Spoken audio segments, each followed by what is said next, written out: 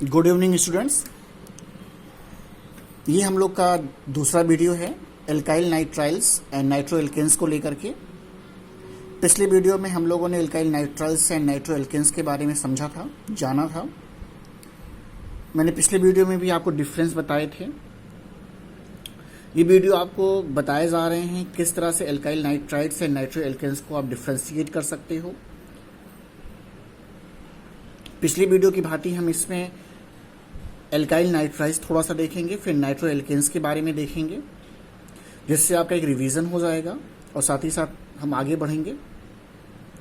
इस समय कोरोना का बहुत ही ज़्यादा संक्रमण तेज है, इसलिए आप सभी से गुजारिश है कि आवश्यक हो तभी घर से निकलें, अन्यथा घर में रहें, सुरक्षित रहें और जितने भी कोविड के नियम हैं उनका पालन करें। मास्क घर से निकलने से पहले ज़रूर लगाएं।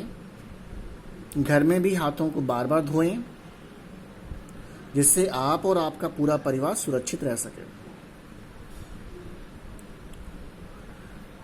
ये आप और आपके परिवार के लिए सुरक्षित रहने के लिए बहुत आवश्यक है कि हम इस संक्रमण की कड़ी को तोड़ें, और इसी कारण जो है वीडियो बना करके भेजे जा रहे हैं। आप उनको पढ़ें, उनको नोट्स करें, जिससे आपको आगे चल के दिक्कत ना हो।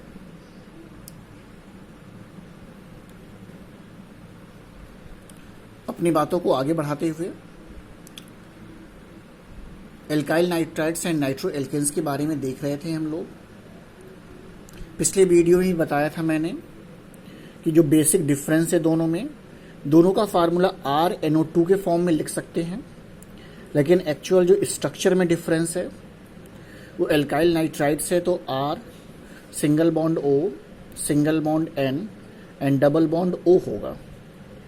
यानी R ग्रुप का जो कार्बन एटम है वो नाइट्रोजन से डायरेक्टली बॉन्डेड ना होकर के ऑक्सीजन से बॉन्डेड है, कुछ ऐसा। अगर इस तरह का स्ट्रक्चर है तो इसे हम एल्किल नाइट्राइड्स कहते हैं। और वहीं पर जो नाइट्रो एल्केन है, नाइट्रो एल्केन में होता क्या है कि R ग्रुप का जो कार्बन एटम है वो नाइट्रोजन से डायरेक्टली बॉन्डेड होता है। तो ये बेसिक डिफरेंस समझने का हम प्रयास कर रहे थे। तो बहुत ही बेसिक डिफरेंस है, बहुत ही आसान सी बात है, और मैंने आपको पिछले वीडियो में भी समझाया था इस बात को कि इन दोनों के बेसिक डिफरेंस को आप जानें कि इन दोनों में बेसिक डिफरेंस क्या है। फिर हम लोगों ने एग्जाम्पल लिया इथाइल नाइट्राइड का। फार्मूला कैसे लिखेंगे, R की जगह रिप्लेस करें C2H5NO2 को, ऐसे। तो ये पूरा फार्मूला किसका है, ये पूरा फार्मूला आपका इथाइल नाइट्राइड का है।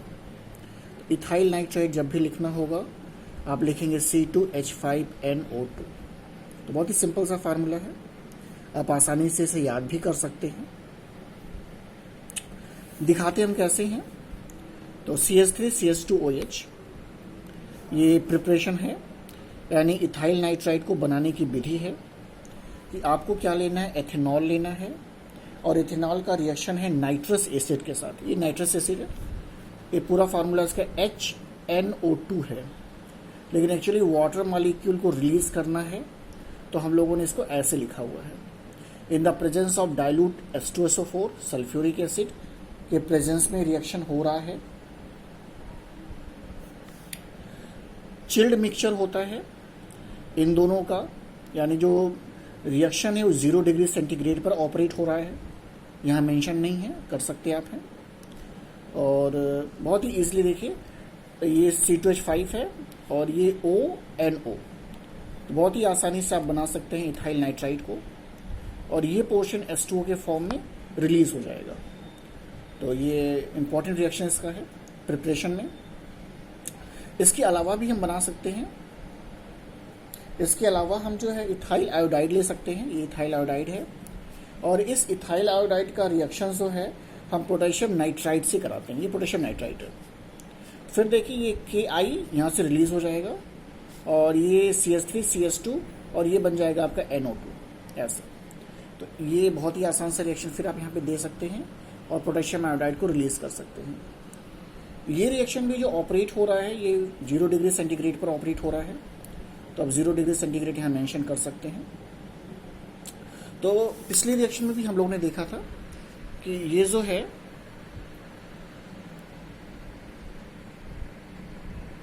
पिछले रिएक्शंस में भी हम लोगों ने देखा था कि ये रिएक्शंस हम पहले भी देखे थे। अब हाइड्रोलिसिस की बारी थी, तो हाइड्रोलिसिस जो है वो है CH3। केमिकल रिएक्शंस में हाइड्रोलिसिस है CH3 CH2 ON double bond O N plus H2O in the presence of acid और एल्कलीज क्या बन जाएगा, तो आपका वही नाइट्रस, आपका वही फिर से नाइट्रस एसिड बन जाएगा और साथ ही साथ इथाइल अल्कोहल। मैं यहाँ कर दे रहा हूँ, आप आसानी से देख सकते हैं। तो nitrous acid and ethyl alcohol ये आपका फिर से बन जाएगा ऐसे। तो CH3 CH2O N double bond O HOH और ये बना लेगा आपका नाइट्रस एसिड C2H5OH, ऐसा हो जाएगा। ये रिडक्शन है, reduction in the presence of hydrogen, और रिडक्शन आप लिख सकते हैं स्टेनस एंड HCl के प्रेजेंस में है। तो स्टेनस को टिंग आप नॉर्मल कहते हैं। तो इससे आपको देखिए इथाइल अल्कोहल फिर है और अमोनिया बन रहा है। तो ये रिएक्शंस को आप आसानी से यहाँ पे देख सकते हैं। मैं कुछ देर छोड़ रहा हूँ जिससे आप देख सकें। मैं धीरे धीरे इसको आगे मूव करूँगा तो आप आसानी से पढ़ सकते हैं।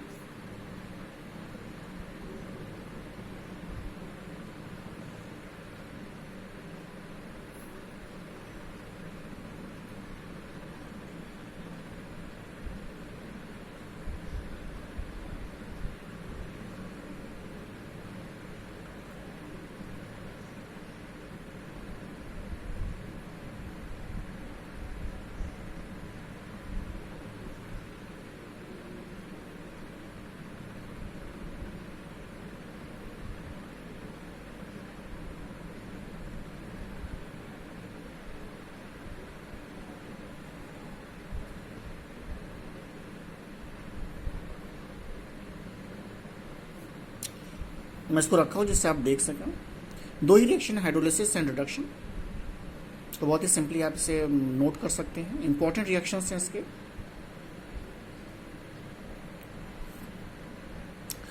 Then next topic is the nitroalkanes. Next topic हम देखने जा रहे हैं नाइट्रो